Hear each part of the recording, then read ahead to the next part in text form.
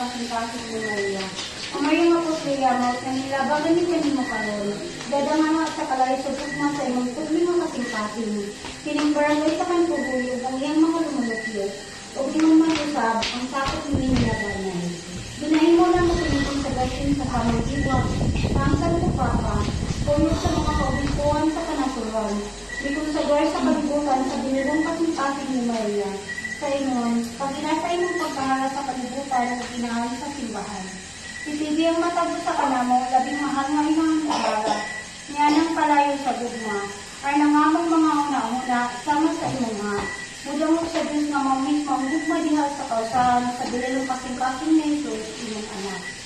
Tabangi kami mahalulamot nga inahan, sa pagamumanin imong grasya, niya sa paghalad sa buntag, pinaagi sa paggamit sa timaan sa konsegrasyon ng mga kanino, nga mawalis popularyo sa Bukid Carmel, pinaagi sa mampong paglutok sa Shiloh, pagtuman sa mga tulumanon sa 5 kaunang Sabado.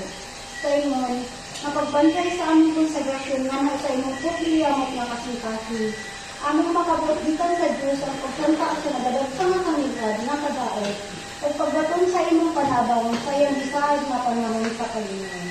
Pabingilin sa Diyos ang Espiritu Tanan, Ginong Diyos among magbubuhat, Ginong Kristo among manulawas, o among panalipod o labing gamhanan, o pinagi ni Mindahon, ginahingila namang kananggaw ang Espiritu pagpahawa, dili ka namo, o dili na magsintal o magdawat ka namo.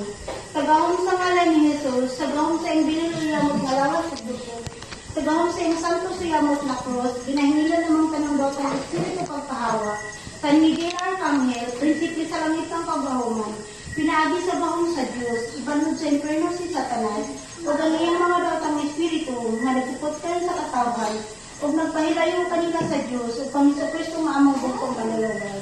O angil na mong magbalantay, kinsa dihatag sa Diyos ka namo, sa ilang damong kaayo, nangamulong kami kanino, paglandag ka namo, pagbantay ka namo, pag-aga ka namo, sa tanang tapos sa amang pinabuhi, at daw Alsa, balik mo.